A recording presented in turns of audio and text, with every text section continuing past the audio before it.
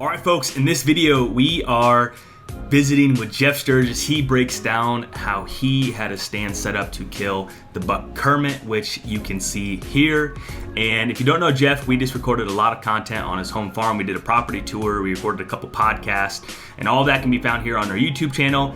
Jeff owns Whitetail Habitat Solutions. He's gone to 26 different states and has visited on thousands of farms to help people get more out of their property. So in this video, you get to see a behind the scenes breakdown of how he had his stand set up to kill a buck named Kermit. So let's go. Now, we were really excited last year because we were able to pick up some land and a home in Minnesota, kind of lifelong dream, going to be our forever home. So we wanted to be in the right area, right home, right land, and we thought we had a good fit. And it was a little interesting. We were looking at the real estate listings, and 20 out of 25 of the big buck pictures, including the listing, were in velvet. So it's cool to see a bunch of big bucks in the area, but at the same time, I was a little worried, what's going on? How come we're not seeing these bucks during the fall? How come they're not hardhorn? And we started to realize access to stands, where stands were located, blinds in the middle of food plots, and all beans that were down to the dirt in October. I started to feel a little bit better, but even then, we didn't see those big bucks in the summertime. So you're wondering what's going to come around.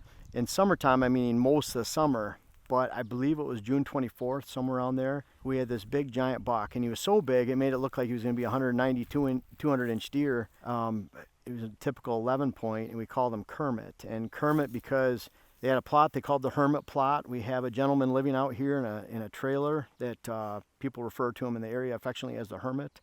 And then he had a webbed split tine, kind of like Kermit the Frog. So they just called him Kermit. And so that's kind of where that all came from. I don't get to choose the names. I just show up and hunt. So that's the way it works. Dylan, he chooses most of them, so which is good because I pick out dumb names like the Big 10, the Wide 10, the Heavy 10. Just gets a little confusing. So we're in this spot. We got on June 24th, giant buck picture.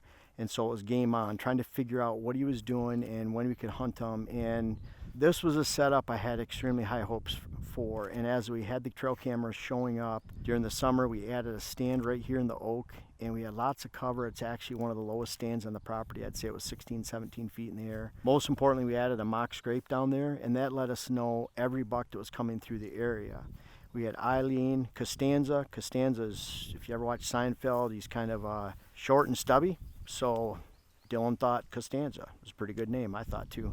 But we had every big buck coming through here. And what was really cool is we had this pattern, but it was a pattern that's pretty well mimicked just about anywhere you're in elevation, where you have good benches on the inside of timber. We wanted a way to get into this, watch that cruising line on that upper bench hidden in cover, and then flank it with this hunting plot, big food plot out here. So it was an entire system to try to tap into whatever buck was here, and Kermit was definitely that target buck. When it came to hunting them, this is a spot where if we're getting in through here next to the ag fields and food plot, we can't just walk here in the dark in the morning, we're gonna spook all the deer. So we had to wait till after daybreak to come into here. I sat here one time. Seemed like a pretty good morning, good weather change. We didn't see much in this location. We had some of the other cameras showing some good movement. Kermit ended up showing up in different spots, and I sat 5 or 6 times from in other areas. Sat here in the morning, didn't see him. It came down to a late October cold front, and I was really excited to get in here and hunt him. I sat here, we just had fresh snow, had a beautiful 4-year-old 10-point and a 3-year-old 9-point walk by right in front of the stand, and I thought everything worked out to where if Kermit was in the area when I was here, I'd get a good chance at him. 2 days later, perfect conditions. I believe that would have been October 26th of 2020. And the wind was in my face, and then it wasn't. It was starting to get light. When you're up on the top of a hill system like this, the thermals were eventually pulling it downhill. And I was really worried by the direction I thought Kermit would show up, that towards dark, my scent would start to go downhill. And if I sat here, ruined that hunt, and I spooked Kermit, I might not get him the rest of the year. And that's with those older bucks, we estimate at 6 years old, that's the chance you get. And you often don't get multiple chances at a buck like that. So I did what I would not have done probably in my 20s, maybe even my early 30s. But I'm 51 now, and I've developed enough patience. I sat there for about 20 minutes. I was so excited to hunt this. Everything was perfect except the wind changing, and I got out of here and hunted another stand location. So looking back, that was so critical because we have a beautiful video of Kermit coming into this mock scrape down there, coming from the direction I thought he might come, He works the scrape, he walks out to the field, and had I been sitting here, I think my scent would have gone down there, spooked him, and I wouldn't have shot him. 2 days later, I think it was October 28th, I came into this stand location. Again, one of those perfect, beautiful nights. The wind was a little bit more moderate than light. It was consistently blowing towards and away from me where I'm at right now, directly away from the scrape. And it was just a good night. We're starting to see some deer moving around the area. A couple bucks cruising, small ones. They go right to the mock scrape. And then all of a sudden I see Kermit's antlers back here coming out.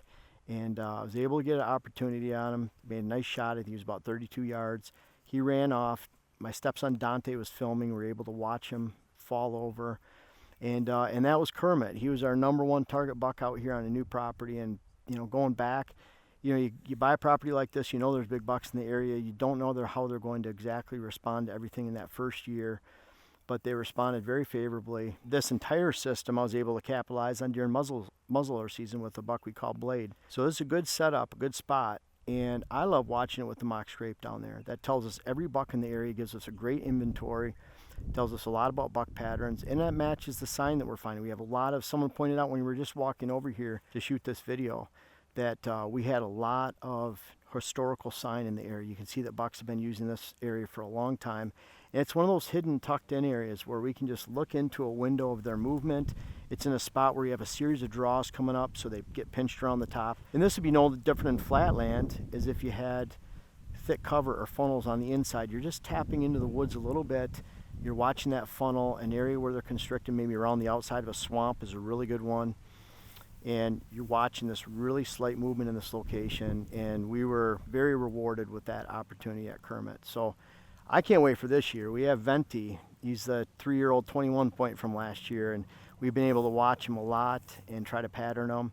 We just picked him up on camera on June 17th right over here. And so if you're watching this at the time, we shot this the end of October, mid-October time frame. If you're watching this, I'm watching for those late October cold fronts. If you're in southern Ohio, that might be more towards early November where you're watching that pre-rut. Here, it's that last 10 days of October. So when we get snow at that time, when we get freezing temperatures, when we have morning lows in the 20s, even 30s, and it just was in the 40s or 50s, then I'm hunting that temperature change. Deer are hungry.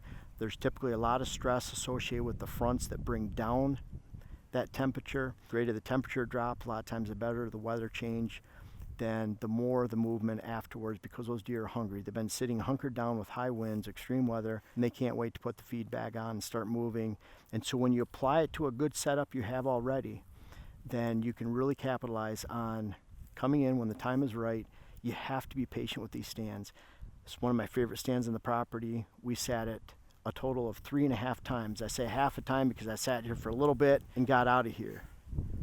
3 times. The entire season we sat here, and you can bet this year when I come into this setup, it's going to be the right weather with the right indication of bucks in here, or I'm just going to sit somewhere else. You have to have that patience. The wind has to be perfect in a spot like this. You can't afford to blow it out, because it's not just Kermit we're blowing out. What about every mature doe that's coming through here, or other lesser buck that we want to shoot and hunt later? You don't want to start to establish a pattern where these bucks start to pick you up and pattern you more than you can pattern them. So we've added switchgrass lining. We've made this access even more secure, and I can't wait to hunt this in the pre-rut, late October, southeast Minnesota, and you can bet you'll hear about it at some point. But boy, if we get Venti here, Costanza would be another good buck that's in this area. But we have some monsters, and I'm hoping to match those same conditions. And that's what's cool. If you have these setups, you're just waiting for another buck to file in here and to slide into this movement. It might be 2 years from now, it might be next year, but we're going to use the same tactics in the same location. And what's great is we have 7 or 8 of these locations around the entire property that we expect to capitalize on. It's just,